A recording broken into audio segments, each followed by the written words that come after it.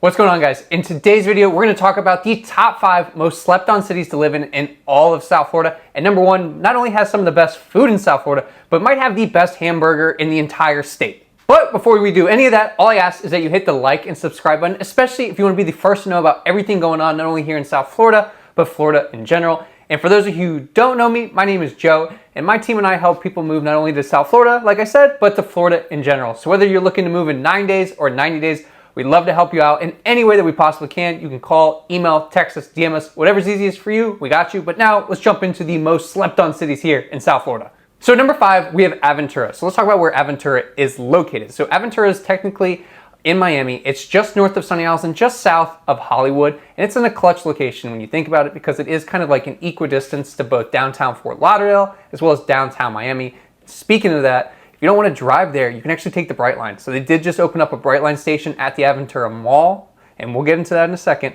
But you could take that Brightline from there in Aventura to Fort Lauderdale in 15 minutes or downtown Miami in 15 minutes, which is kind of clutch. Going back to the Aventura Mall. So that's what Aventura is actually known for. So they're known for the Aventura Mall. It's actually Florida's largest shopping mall with over 300 different stores and shopping and dining experiences. One of the things you definitely have to go check out at the Aventura Mall is Motec. It's amazing. I had some friends put me onto it, and it's definitely one of my favorite restaurants now. So you have to go and check that out. In terms of the overall feel in Aventura, though, it does have a more luxurious, kind of sleek type feel to it. And that's just kind of from the buildings and the architecture there. You can kind of see it as you're like, especially if you head more out east towards the water, because it does kind of mix in with that of like the Sunny Isles area and everything on the water and like the Golden Beach type feel.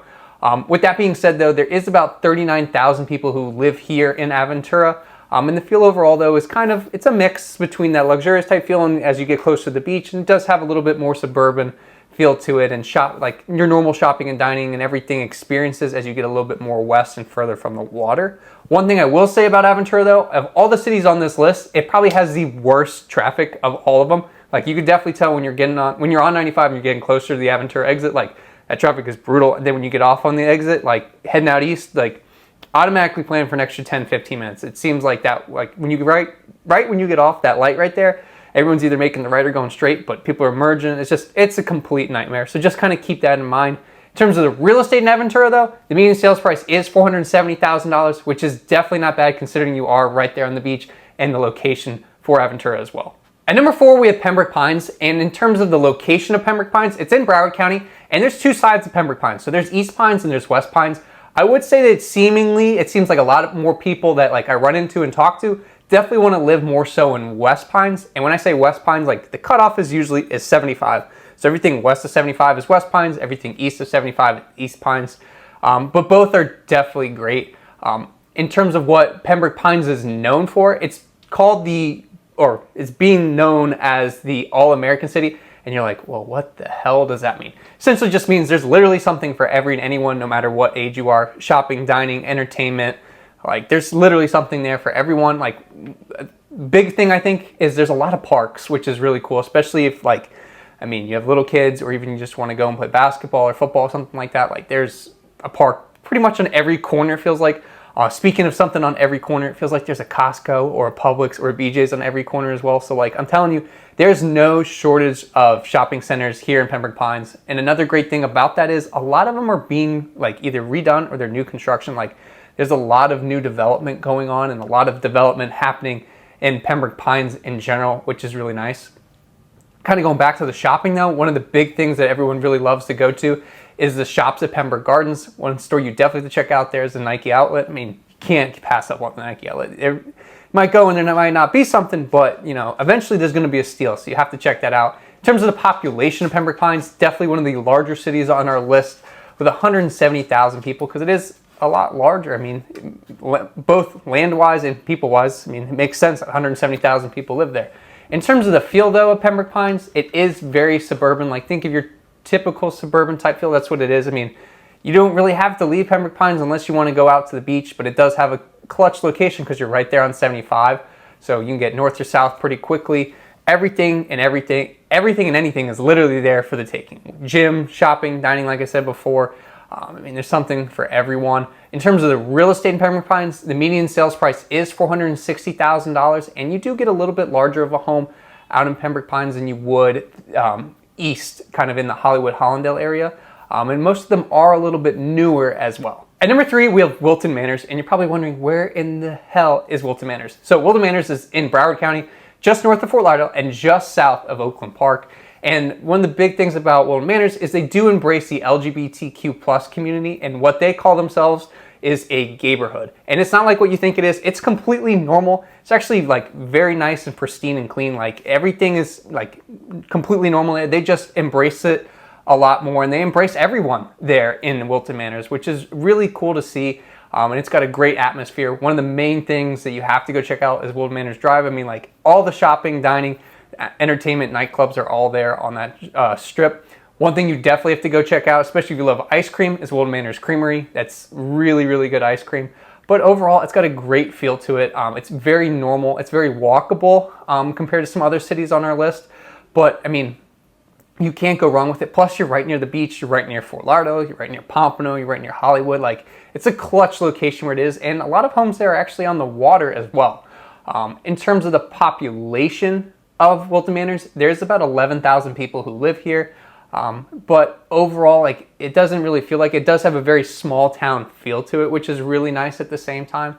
And in terms of the real estate in Wilton Manors, the median sales price is $597,000, and I think that's really attributed to you do have a lot of homes that are on the water as well, and you are pretty close to the beach. You could probably bike to the beach in about 15-20 minutes depending on traffic, and you can drive to the beach in about 5 to 10 minutes. At number 2, not only is it one of the most slept on towns to live in South Florida, it's actually one of the most slept on beach towns in South Florida, and that's Dania Beach. So Dania Beach is actually in Broward County, just south of Fort Lauderdale and the airport, but just north of Hollywood and Hollandale. And it's not kind of in a clutch location. It does have, like, it gets a nice mix of both like the Fort Lauderdale aspect of things, and you also get a nice mix of the Hollywood aspect of things.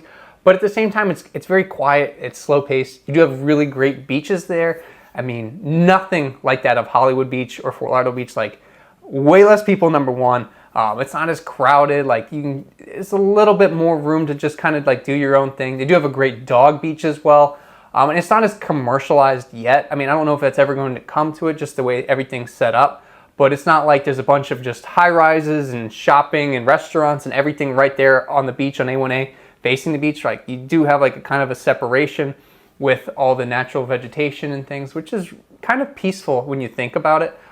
They do have a great brewery there called Three Sons Brewery. They have a Miami Vice and a Pina Colada. I guess it's a seltzer, but it's definitely...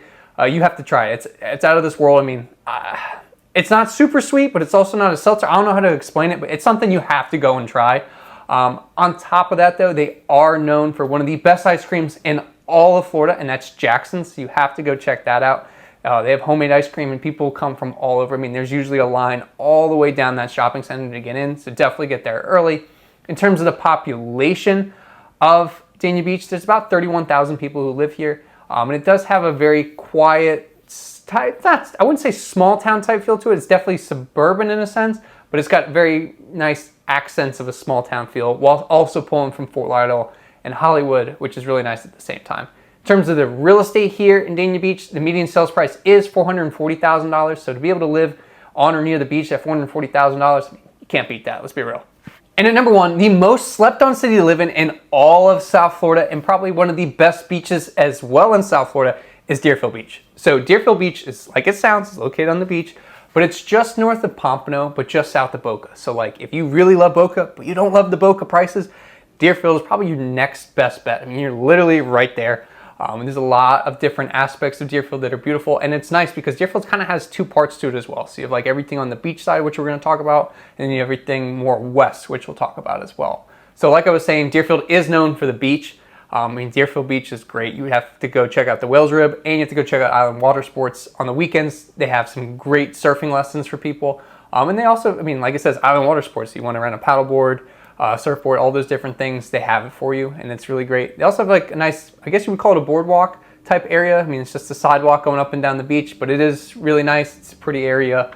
Definitely something to check out. And they always have different things going on there in Deerfield as well. On top of that, like I said, they definitely have, I don't know if it's the best hamburger in the entire state, but it's definitely top 3. And that's Charm City Burger off of Hillsborough. Like, it is amazing, that hamburger. Like, definitely an out-of-body experience, something that you have to try if you, not only if you haven't been there, but if you live there as well. You have to go to Charm City Burger. On top of that, the population of Deerfield is about 86,000 people. So like most of them do live out west, and like when you live out west, it is a little bit more suburban. And I'm not talking you're living all the way out west of the Everglades, because you run into Coconut Creek. But when like Deerfield and Coconut Creek meet, you can definitely feel like it's a crossover, and it has a lot of aspects of Coconut Creek, which are really nice. But it's also differentiated in a sense as well, with plenty of shopping, dining, and different activities. I mean, there's really something for everyone in Deerfield. And in terms of the real estate in Deerfield, it is by far the most affordable on our list as well. Your median sales price in Deerfield is only $275,000. Obviously, if you want to live on the beach or close to the water, it does get a little bit more expensive, but you aren't going to be paying the Lighthouse Point or the Boca prices to live out there as well. So that's kind of why it's slept on. I mean, not a whole, I mean, obviously people know it and they love it, but it's also hasn't gotten to that point yet where it's extremely expensive at the same time. So those are the top 5 most slept on cities to live in all of South Florida. So let me know in the comments down below, did we miss any cities that we should have covered? And if you or anyone you know are looking to move to South Florida and Florida in general, we would love to be your real estate resource of choice. You can call, email, text us, DM us, whatever's easiest for you, we got you.